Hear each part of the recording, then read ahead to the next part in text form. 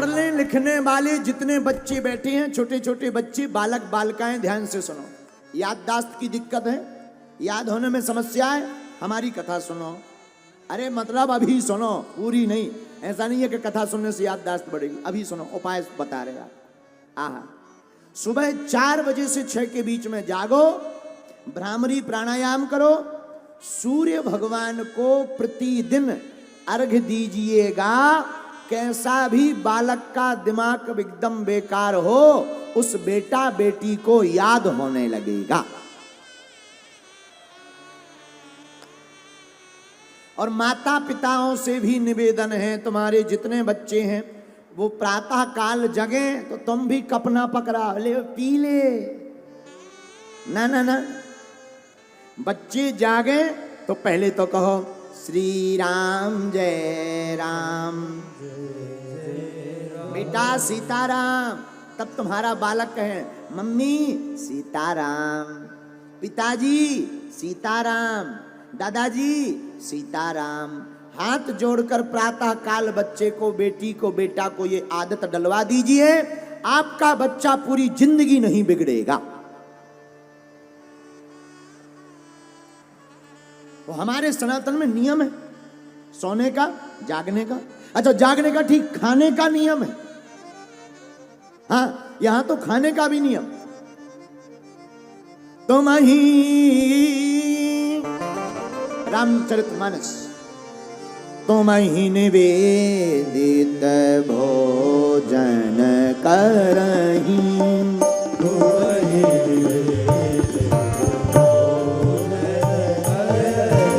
भोजन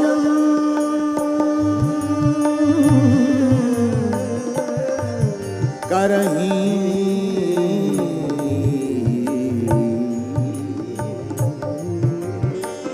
तुम ही निवेदित भोजन करही, तुम ही निवेदित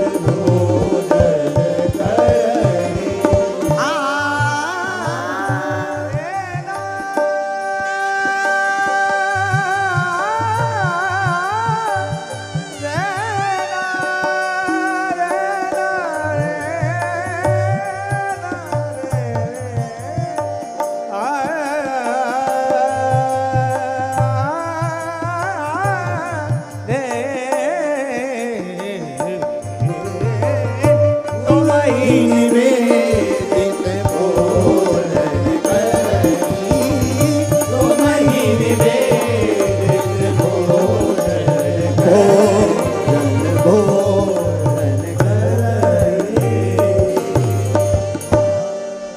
भोजन, हमारे सनातन धर्म में भोजन भी क्या खाना चाहिए, कब खाना चाहिए, नियम है। पेट बढ़ रहा हो, किसी का पेट बढ़ रहा हो, पेट और पेट दो अगर बढ़ रहे हो तो दिन में लीजिए फलाहार, शाम में सूर्य अस्त होने के लीजिए, पहले लीजिए फुल आहार, बाकी फिर कुछ मत खाइए। बोलो जय सिया राम, जोर से बोलो। और कई लोग हमने ऐसे भी अमीर देखे कि बजरंग बली बचाए, हैं तो अमीर पर शरीर 350 केजी का। अमीर हैं पर वजन शरीर 350 केजी। जब वो चलते हैं तो ऐसे लगता है जैसे हाथी का बच्चा चल रहा हो, ऐसे लगने लगता। खैर, इसकी कोई मजाक नहीं, पर कम से कम फिटनेस का तो ध्यान रखना चाहिए। आहार बहुत कंट्रोल में। तो भोजन भी हमारे सनातन धर्म में अद्भुत बताया। बोले क्या,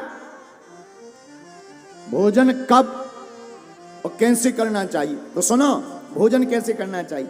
भोजन पहले थाली बनाओ, पहले ठाकुर जी को लगाओ, भोग लगाओ, गुरु जी का ध्यान करो, उन्हें भोग लगाओ, अपने इष्ट देवता का ध्यान करो, उन्हें भोग लगाओ, फिर स्वयं पाओ।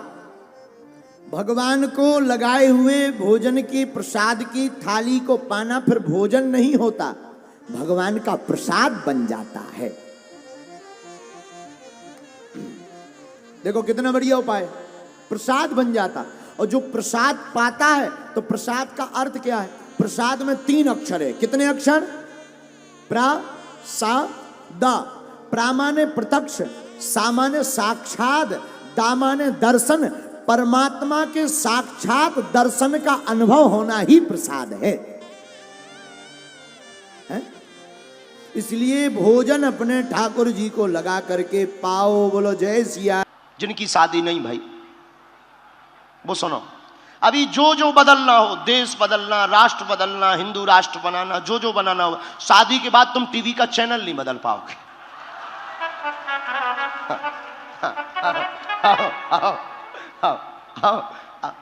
अब जिनकी हो गई उनसे पूछ लो भाई, अगल बगल पूछ लो। आज ये ठीक है, इमरजेंसी केस वाले नहीं बोलेंगे, जिनका इमरजेंसी केस होगा वो नहीं बोलेंगे, क्योंकि उन्हें डर होगा, क्योंकि धर्मपत्नी बगल में होगी या यहां बैठी होगी।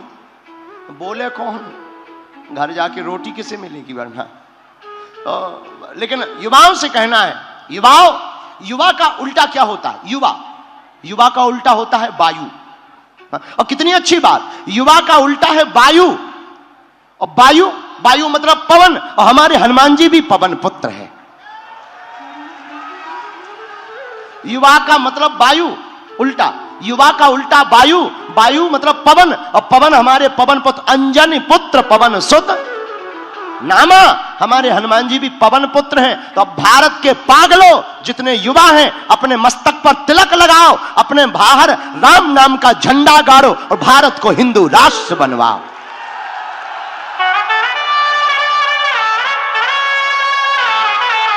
और जो राम का नहीं वो किसी, जो राम के नहीं उनकी ठटरी बरे हैं।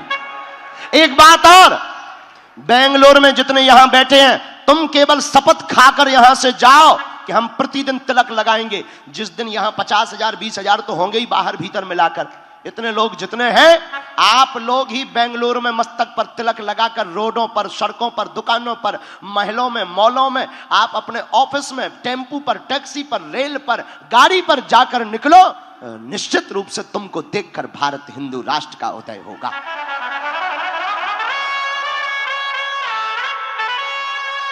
लेकिन विचित्र बात है, अपने घर के बगल में सब सुभाष चंद्र बोस चाहते हैं, अपने घर में कोई नहीं चाहता है। बगल में क्यों? सेल्फी लेने के काम आएगा।